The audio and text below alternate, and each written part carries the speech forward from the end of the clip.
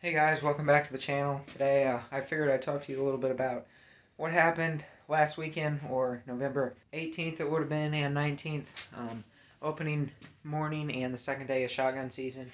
We had a pretty good hunt, very fun, very memorable, definitely one that I'll remember for a while and probably never forget it. But I ended up getting a buck and a doe. Dad got a buck and my brother-in-law Nick also got a buck.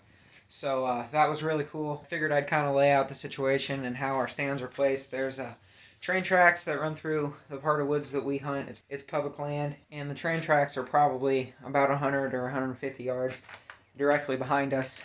And then to my right, Dad has a stand that is probably another 150 or 200 yards directly to my right, and he's about the same distance off the tracks. So we're pretty close. During shotgun season, we can see each other's orange just a little bit. And it was Friday morning, so opening morning, right at first light, and I'm sitting there, and all of a sudden I hear something coming from right behind me. So I'm looking over my shoulder and trying to find whatever it is. I'm not even sure if it's a deer or what at this point. I'm looking and looking, and finally I see something moving, and she's probably about 30 yards at this point and coming directly at me. So I was actually facing the wrong way. She was on the opposite side of the tree, so I had to get all the way turned around. And I'm kind of just sitting there with my head over my shoulder, starting to move slowly. And all of a sudden, she looks right at me and sees me. So we're looking at each other for a while. And obviously, I'm not into a position where I could shoot, and she's facing right at me, so I wasn't going to take that shot anyways. But she's kind of standing there, trying to decide what to do, and she kind of stomps a little bit, and then turns around and runs out to about 50 yards. And while she didn't really run, I guess. She was kind of just trotting. So while she was trotting out there, I got into position, got my gun up and stuff. And sure enough, she turned broadside and starts looking back at me and was right in a big opening. So I was able to squeeze one off on her, hit her good. She jumped up and mule kicked and ran off. Got just out of sight, and I was able to hear her go down. So that was pretty cool. And she went down real quick, so that's always a good thing, a good feeling. So I texted Dad and let him know that I had a doe down. And after I got calmed back down, it was probably, I don't know, half hour later, 20 minutes later, something like that. I'm looking, and all of a sudden, straight out in front of me, I see something moving. And it was way out there, probably at least 100 yards, maybe 150 yards. And obviously, that's too far for me to even tell what it was, so I wasn't sure if it was a buck or a doe or really even what it was. I wasn't even sure if it was a deer. But I grabbed my grunt call and blew a couple times on it. And at that point, I had lost sight of it. But I got my gun up just in case. And I'm scanning and looking, and finally I see something coming, and it's coming right at me. And here it came. He was a nice 7-point buck, 2.5-year-old, so pretty good buck. And he's coming at me, and he starts to kind of veer off to my left. So I tried to stop him, and he wouldn't stop. I tried a couple different times, but he wouldn't stop. So finally, I put my gun up on him and squeezed one off, and hit him good.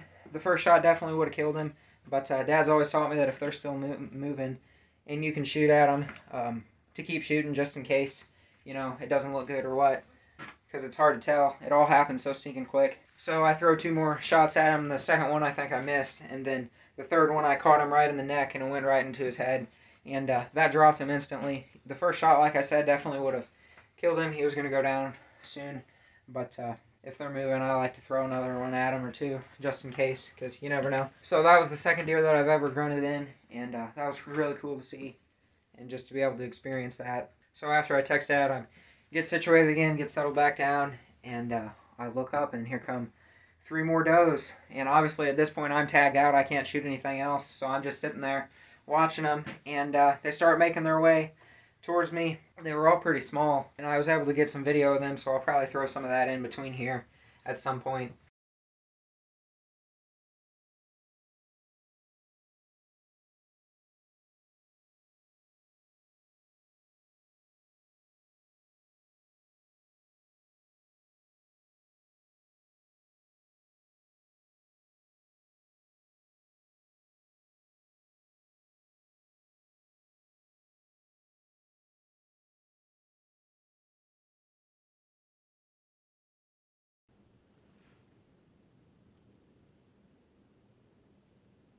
But they're kind of making their way over to where my buck fell at, and they're just kind of sniffing around. I'm not sure if they were smelling some of the blood or what, but they definitely were on high alert. And they're starting to head towards the train tracks a little bit, and then all of a sudden, one of them locks up and is looking at something, and I noticed that and started looking around, and here comes another buck.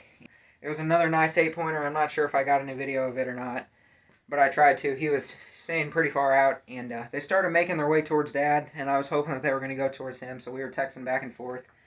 They got right behind me, but they just kind of hung up. They were staying around me for a long time. They were probably all around me for about 45 minutes, so that's always really neat. I love seeing deer in the wild and in the stand like that. But they never really got close enough to Dad. He never even saw them. They ended up just going over the train tracks. I think at that point it was around 7:45 or 8 o'clock, something like that. I'm not really 100% sure. So after that, I got settled back down. Then we're texting, and me and Dad are talking about getting down and heading over to my deer. And in the middle of this conversation, of us texting back and forth, I look up, and directly to my left there was another buck. He started kind of going in front of me, so I texted Dad to let him know that I had another one, and he was kind of heading in his direction. And he kind of started to make a little bit of a scrape, and then he just kind of stopped and was looking around, and then he started running towards Dad, so I was able to text Dad and let him know that he was coming his way.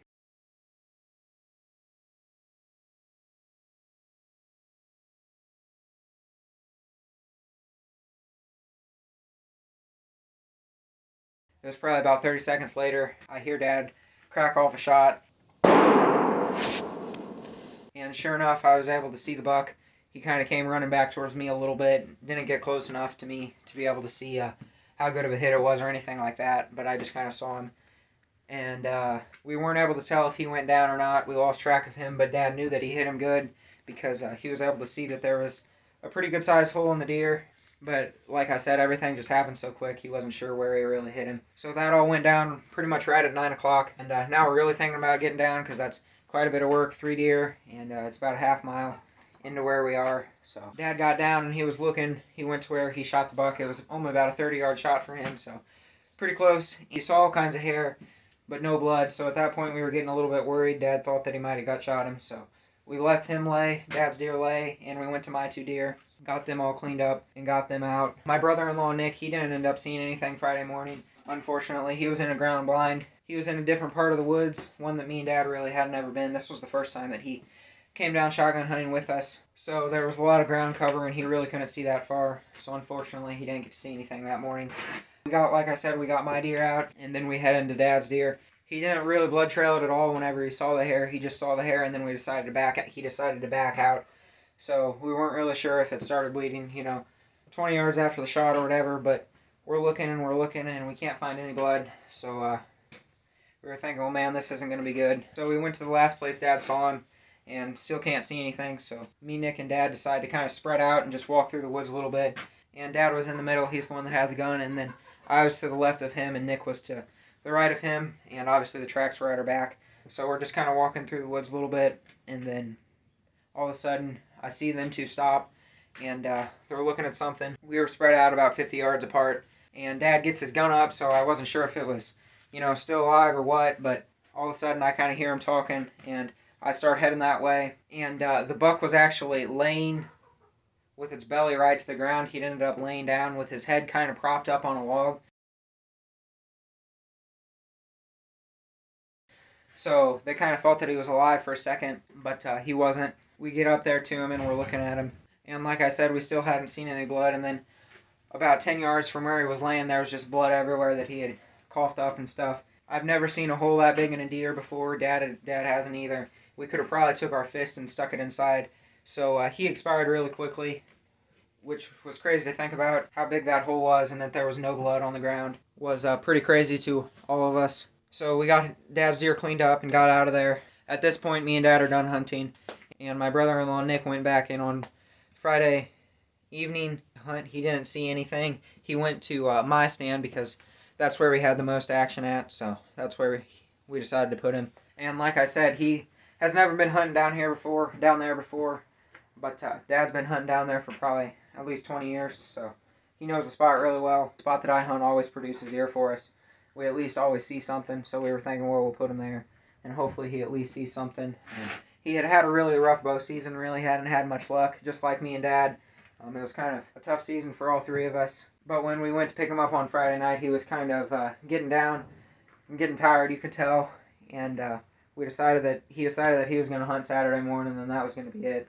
So Dad got up and took him down there Saturday morning.